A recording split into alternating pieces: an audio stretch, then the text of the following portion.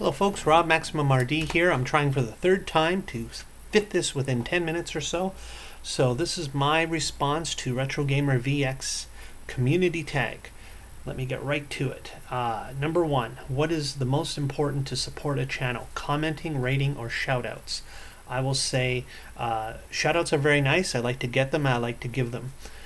Ratings are okay, but they don't tell you anything both ways. If somebody rates it thumbs up or like, that's great. I'm glad you liked it. Why did you like it? If you just rating thumbs down or dislike, well, what was it you didn't like about it? I like feedback. So by that example, I will say my favorite is commenting. If you comment, it's always nice to hear why you liked it or to share.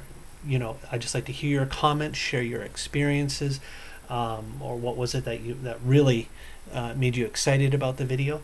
By the same token, there's nothing wrong with feedback, constructive criticism, and I mean, there's always a diplomatic way to say something. Now, I'm not talking about trolls here or people that just trash you or try to start things with you. There's always a diplomatic way to say, hey, I didn't like this, or I think it would be better if you did this, so on and so forth. So even what some might consider negative commenting can be handled in a nice, friendly manner that's still constructive and still contributes something and is of value to me because it tells me something that I can improve on. So definitely commenting is the number one choice for supporting a channel, in my opinion. Name two YouTube channels to you. Second question, sorry. Name two YouTube channels that to you represent the best aspects of the gaming community and explain your reasons why. This is where I rattled on for a bit in my last two attempts. I'm just gonna throw out a couple people here. I can't just say two. I'm subscribed to like 478 people. I'm going to give a couple prime examples here, though. I think a lot of you can agree with, most likely.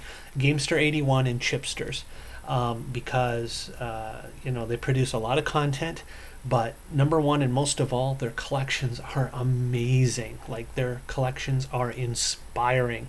They have a lot of consoles and toys and games that would be considered holy grails, very rare items. So even though I never foresee myself having collections that with quite that range, it's still inspiring and good to know that it's possible if you keep your eyes open and look and keep at it, that sometimes you can get a hold of these items, and they're great examples of this.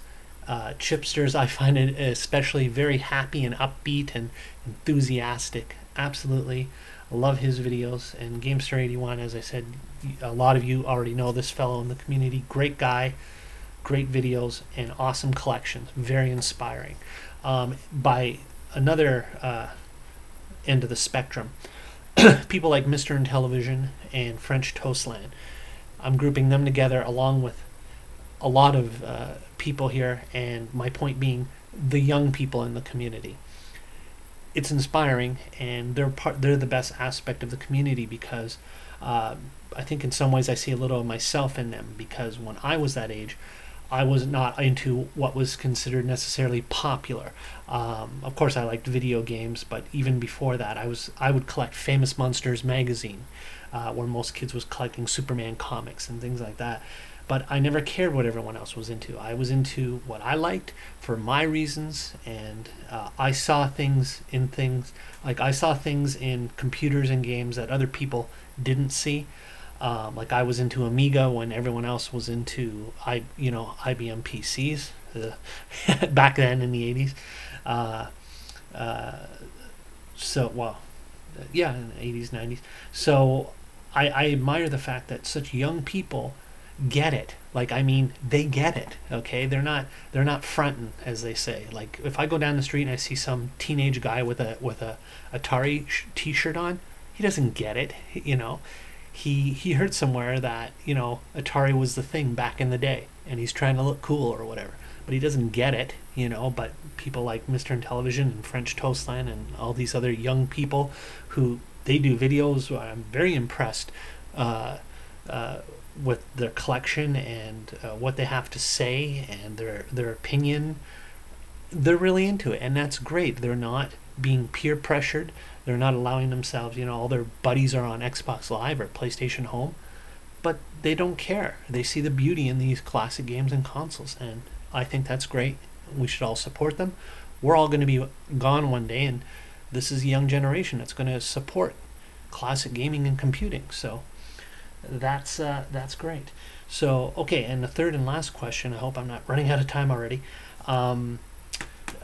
Where was it now? Have you seen a channel that you think would be great if not for a basic flaw or two?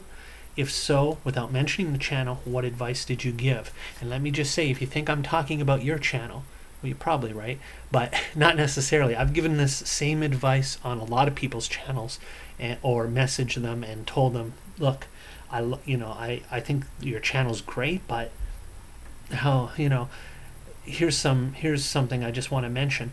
And let me just give a few examples. Some of you might recognize, you've heard this from me, and it applies to everybody. And these are little things that I think can majorly improve your channel.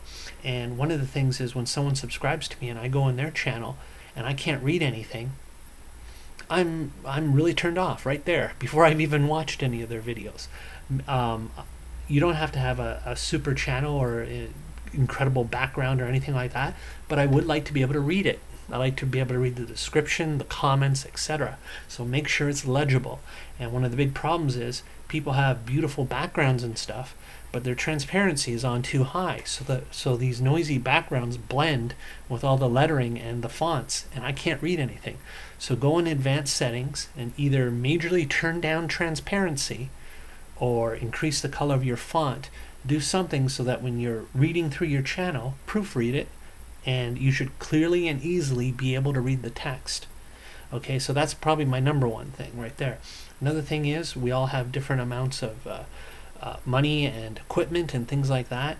So, I understand. I was in the same boat for a long time, is not everyone can capture their gameplay and stuff. But at the very least, if you are recording your television screen, I'm just giving this as a fast, rough example. If you're recording your TV screen, and I can't even see what I'm doing here, at least have the camera directly on the screen. I don't like watching at this angle, or this angle, or this angle, whatever, just get it in front, as centered as possible, and as close as possible.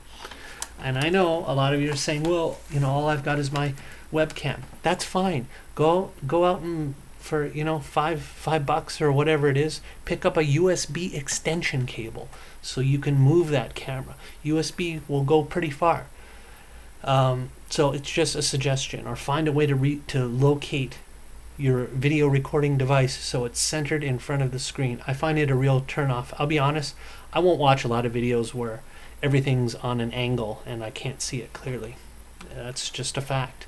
So, and I think these are things that it's too bad, because you have great content and showing great games and have great ideas.